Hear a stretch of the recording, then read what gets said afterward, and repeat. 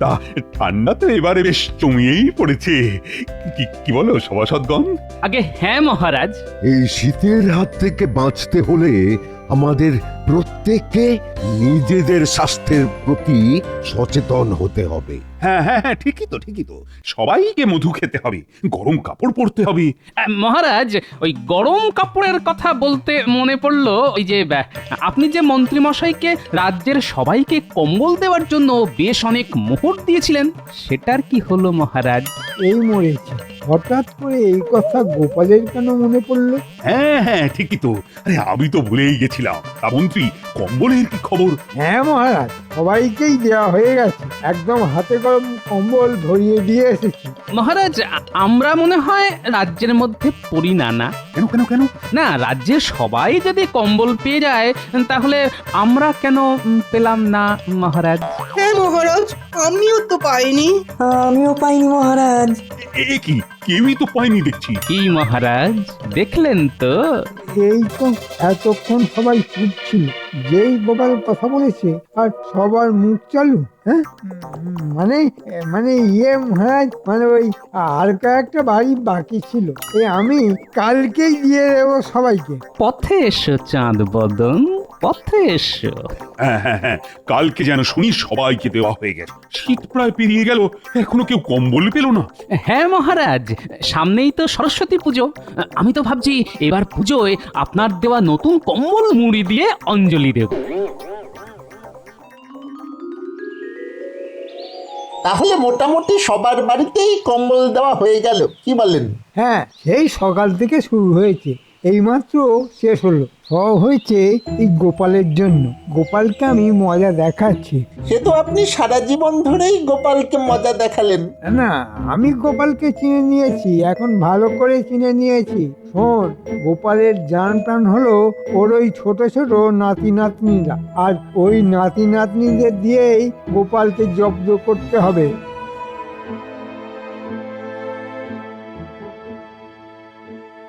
ওই দেখুন, বলতে না বলতেই বাচ্চাদের দল এদিকেই চলে আসছে। এই যে মন্ত্রী মশাই, দিন সরস্বতী পুজোর চাঁদাটা দিন। বাবা, তোরা নিজেরাই এবারে সরস্বতী পুজো করছিস নাকি? হ্যাঁ হ্যাঁ মন্ত্রী মশাই, পড়াশোনা করছি, অল্প বয়স, এই সময় সরস্বতী পুজো করব না? এই তো পেয়েছি গোপালকে জব্দ করার একটা বুদ্ধি পেয়েছি। একই তাহলে তোরা চাঁদা কেন তুলছিস? তোরা একটা খবর শুনিসনি? কি খবর মন্ত্রী মশাই? আরে তোদের গোপাল দাদু নিজেই তো বিশাল করে সরস্বতী পুজো করছে, তোদের বলেনি নাকি? কই না তো। ও, তোদের তাহলে এখনো বলেনি, আমাকে তো কয়েকদিন আগেই বলেছে। তোরা এক কাজ কর, বুঝলি? কি কাজ মন্ত্রী মশাই? তোরা গোটা রাজ্যের লোককে প্রসাদ খাবার নিমন্ত্রণ করে দে, তাতে গোপালের একটু সাহায্য হবে। আসলে একা মানুষ তো, কত দিক সামলাবে বল? ও, এই ব্যাপার। নিশ্চয়। যা তোরা নিমন্ত্রণটা সেরে ফেল। ঠিক আছে, এক্ষুনি যাচ্ছি।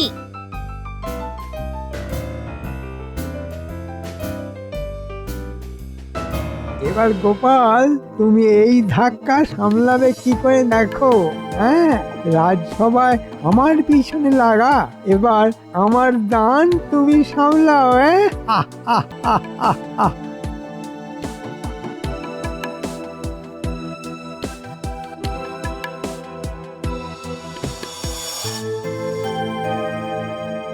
মন্ত্রী, তুমি সবাইকে কম্বল দিয়েছো? হ্যাঁ মহারাজ, সবাইকে দিয়েছি। একটা কথা আছে মহারাজ, কি আবার কথা? এবার সরস্বতী পুজোতে আমরা সবাই একসাথে গোপালের বাড়ি যাব। কেন? সরস্বতী পুজোয় গোপালের বাড়িতে কেন? গোপাল আবার কি পুজো করছে নাকি? পুজো মানে একেবারে জাঁকিয়ে পুজো, ধুমধাম করে পুজো। জানেন, গোপাল আমাকে বলেছে ওর যাতে আরো বুদ্ধি হয়, তাই মায়ের কাছে মানসিক ছিল এবছর পুজো করবে। গোপাল, সত্যি তো তোমার এত বুদ্ধির আসল কারণটা এবারে আমি জানলাম। তুমি মা সরস্বতীর বন্দনা করবে, তোমার বুদ্ধি বাড়বে, এ তো খুব ভালো কথা। আর গোপাল, আমরা যাচ্ছি তো। আর বলবেন না মহারাজ, গোটা রাজ্য জুড়ে সবাইকেই নিমন্ত্রণ করেছে, শুধু আমরাই এখন অব্দি বাকি। তার মানে মন্ত্রীর আমাকে ফাঁসানোর মতলব। ঠিক আছে ঠিক আছে। আসলে মহারাজ, কাল বিকেলে মন্ত্রী মশাই আমাকে বলছিলেন যে আমার এত বুদ্ধি কোথা থেকে আসে। তা আমি তখন বললাম, মা সরস্বতীর পুজো করুন, দেখবেন আপনার মাথাতেও গড়গড় করে বুদ্ধি চলে আসবে।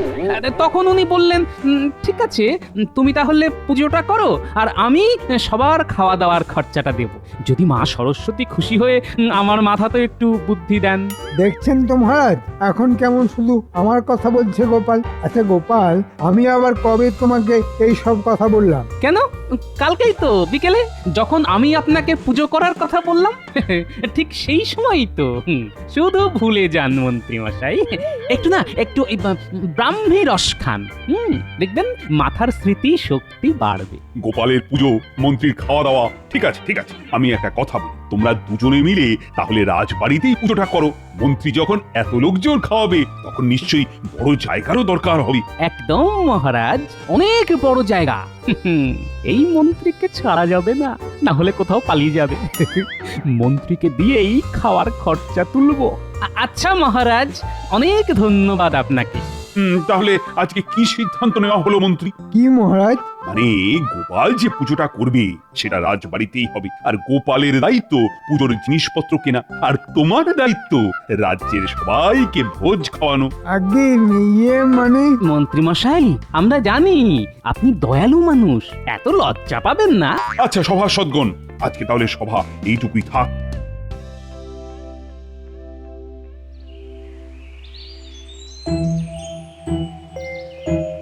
কি এত সন্ধে হয়ে গেল, উনি এখনো বাড়িতে এলেন না? এ জানে বাবা, আজকে রাজসভায় কি এত বৈঠক চলছে? যাই, আমি বরং বাচ্চাগুলোর একটু খোঁজ লাগাই। হ্যাঁ,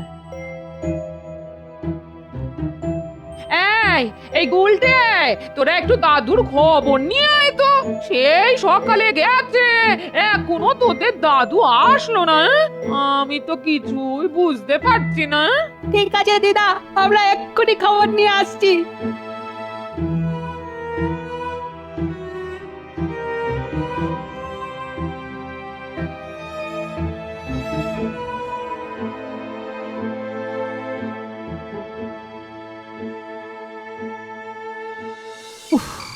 বাপরে, রাজসভায় আলোচনা শেষ হতে হতে সন্ধে হয়ে গেল।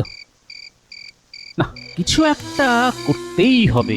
বেটা মন্ত্রী আমাকে ভেবেছিল ফাঁদে ফেলে মজা লুটবে, কিন্তু উল্টে মন্ত্রীকেই ফাঁসিয়ে দিয়েছি। কি গো দাদু, তুমি কি নিজের ঘর বাড়ি সবকিছু ভুলে গেলে নাকি? দিদা তো চোখের জল ফেলে ফেলে বন্যা এনে দেবে এবার। আরে আজকে রাজসভায় দীর্ঘ আলোচনা ছিল রে। শোন, তোদের সাথে যখন দেখা হলো তখন ভালোই হয়েছে।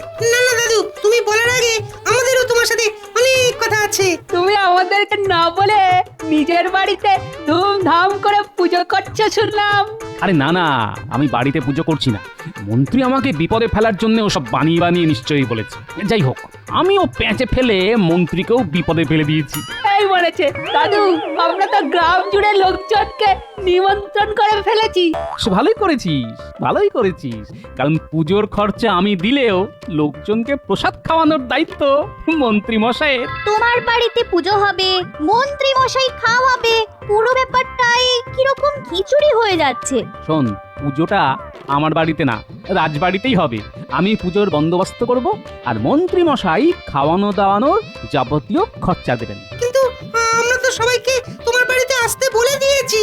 তোরা সবাইকে বলে দিবি আমাদের বাড়ির পুজোটা একেবারে রাজবাড়িতেই হচ্ছে, আর পুজোতে সকলের জন্য দারুণ খাওয়া দাওয়ার বন্দোবস্ত রয়েছে। সবাই যেন এসে পুজো দেখে পেট পুরে খেয়ে যায়। আচ্ছা দাদু, আমরা তোমার কথা মতন আবার সকলের বাড়িতে বাড়িতে গিয়ে পরে আসবো। যা, তাড়াতাড়ি চলে যা, আর দিদাকে বলে দিস দাদুর একটু দেরি হবে, আমাকে এখন একটু অন্য কাজে যেতে হবে। ঠিক আছে দাদু।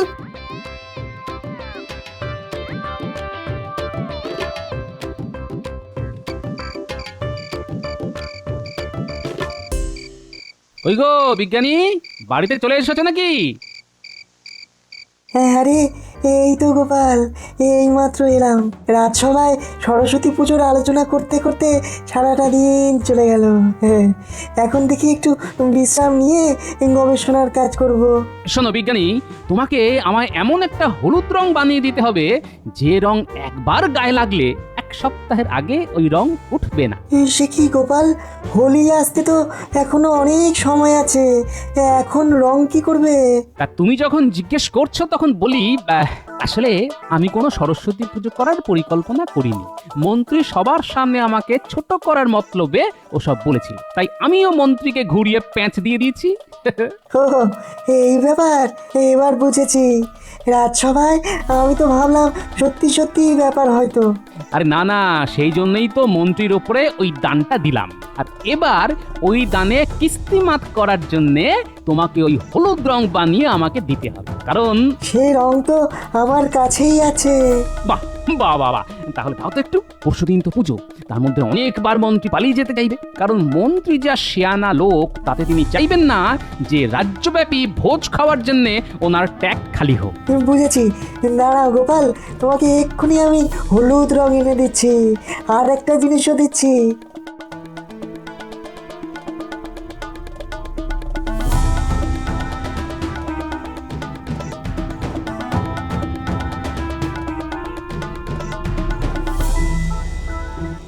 এই নাও গোপাল, এই নাও হলুদ রং, আর এই যে 1 জোড়া দস্তানা।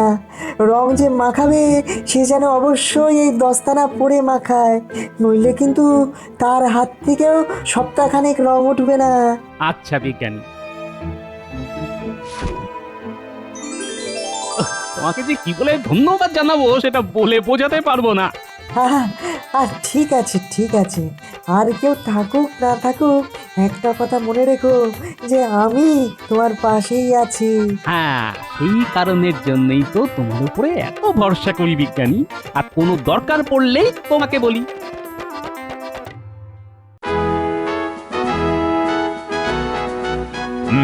কালকে রাত হয়ে যাওয়ার জন্য রাজসভা স্থগিত করতে হয়েছিল, সেই জন্য সরস্বতী পুজোর বাকি আলোচনা আজকেই তাহলে সেরে নেওয়া যাক। যেহেতু এবারে গোপালই পুজোর দায়িত্ব নিচ্ছে, সেই জন্য পুজোর দায়িত্ব অনেকটাই লাঘব হলো। কিন্তু মহারাজ, আমার দায়িত্ব তো বেড়ে গেল।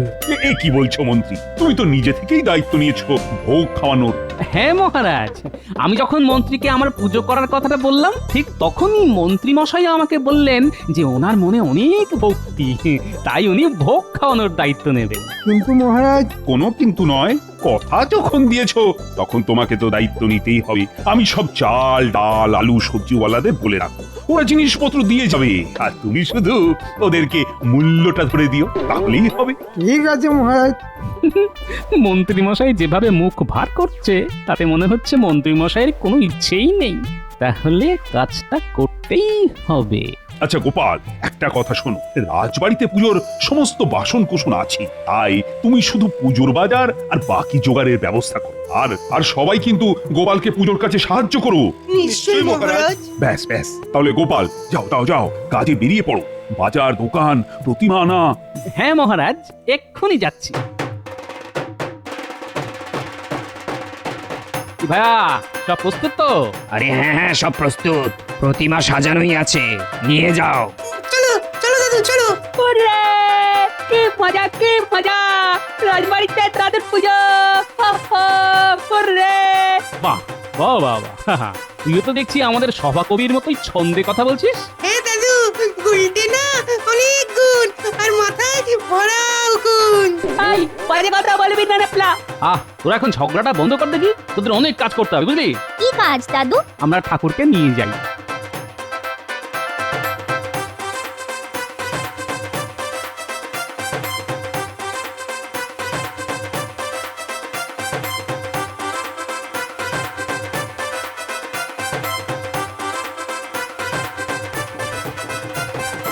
ব্যাস, ঠাকুর স্থাপন হয়ে গেল, কালকে পুজো। হ্যাঁ দাদু, অঞ্জলি হবে, খাওয়া দাওয়া হবে, দারুণ মজা হবে।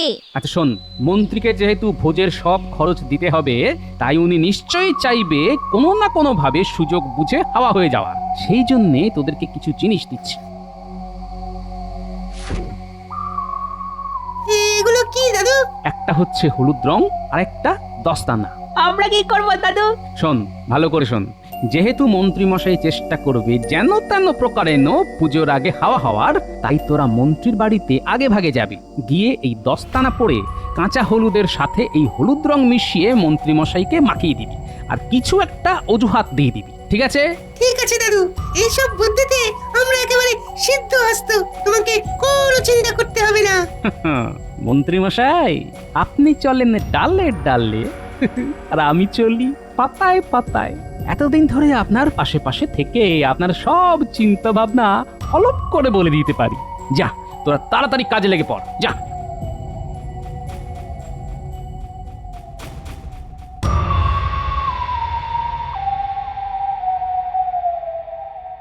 গিন্নি, তাড়াতাড়ি চলো, আমাদেরকে আজকের দিনটা বাড়িতে থাকলে চলবে না। হ্যাঁ হ্যাঁ, চলো চলো, আমি তো সব সময় শাড়ি গুছিয়ে রাখি। চলো, কদিন আমার বাপের বাড়ি থেকে ঘুরে আসি। হ্যাঁ, তাই চলো, নইলে অনেকগুলো টাকা বেরিয়ে যাবে। কি মরতে যে গোপালের পিছনে লাগতে গিয়েছিলাম। মন্ত্রীমশাই, ও মন্ত্রীমশাই, এ কি, এত সকালে আবার কে এলো? আমরা মন্ত্রী মশাই, আমরা, একটু এদিকে আসুন তো দেখি।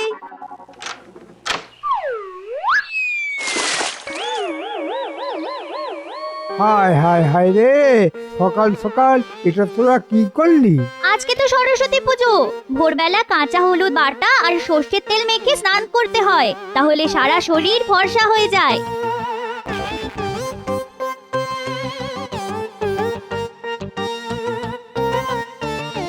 এই তুমি তাড়াতাড়ি মুখের থেকে হলুদটা তোলো সাবান দিয়ে, আমাদের বেরোতে হবে তো। হ্যাঁ হ্যাঁ গিন্নি, এক্ষুনি করছি, নইলে শাশুড়ি মা আমাকে জামাই বলে চিনতেই পারবে না।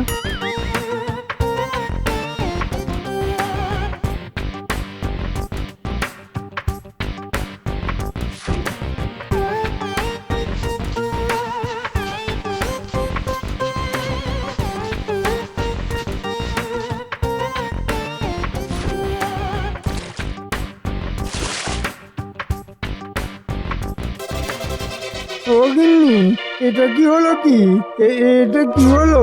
মুখ থেকে হলুদ তো উঠছে না। হলুদ উঠছে না মানে? ভালো করে সাবান দিয়ে ঘষো। তখন থেকে ঘষছি তো, কিন্তু হলুদ তো ওটার বদলে সারা মুখ, হাত, গলায় ছড়িয়ে গেছে। সে কি কাণ্ড! একটু পরেই তো পুজো শুরু হয়ে যাবে, মহারাজ নিশ্চয়ই ভোগ খাওয়ানোর অর্থ চাইতে আসবেন। ও গিন্নি, গিন্নি, অত অর্থ আমি কোথায় পাবো? আর এই হলুদ মুখ নিয়ে আমি কিভাবে বেরোবো?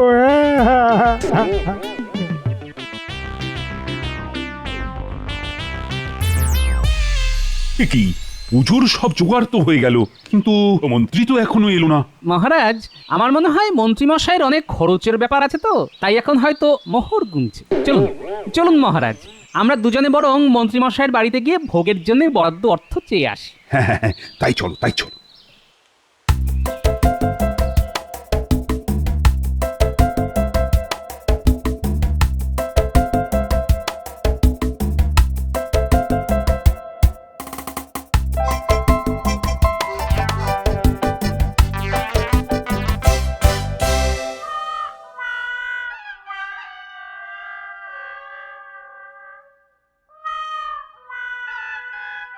এ কি মন্ত্রীমশাই, আপনার পুরো মুখ হলুদ, এবার এই হলুদ মুখ নিয়ে বাইরে বের হবেন কি করে? মহারাজ, গোপালের নাতি নাতনিরা আমার এই অবস্থা করেছে। এ বাবা, এই মুখ নিয়ে তো তোমার বাইরে বের হওয়া যাবে না। হ্যাঁ মহারাজ, ভেবেছিলাম একটু শ্বশুর বাড়ি যাবো, মানে মানে মানে ওই পুজো মণ্ডপে যাব। এই তো দেখলেন, মুখ ফসকে আসল কথাটা বেরিয়ে গেল তো মন্ত্রীমশাই। আমি রাজসভার মধ্যেই আন্দাজ করতে পেরেছিলাম যে আপনি মনে মনে পালানোর পথ খুঁজছেন। ও সব শুনবো না মন্ত্রী, দাও দাও, ভোগের সব আয়োজন হয়ে গেছে, 700 মোহর খরচ হয়েছে, ওটা মিটিয়ে দাও। অতগুলো মোহর তো আমার কাছে নেই মহারাজ। মহারাজ, মন্ত্রীমশাই কিন্তু চালাকি করছে, আপনি ছাড়বেন না। হ্যাঁ হ্যাঁ হ্যাঁ, তুমি এখন না দিলে তোমার 3 মাসের বেতন কাটা যাবে। ওরে বাবা রে, ওরে বাবা, দিচ্ছি মহারাজ, দিচ্ছি।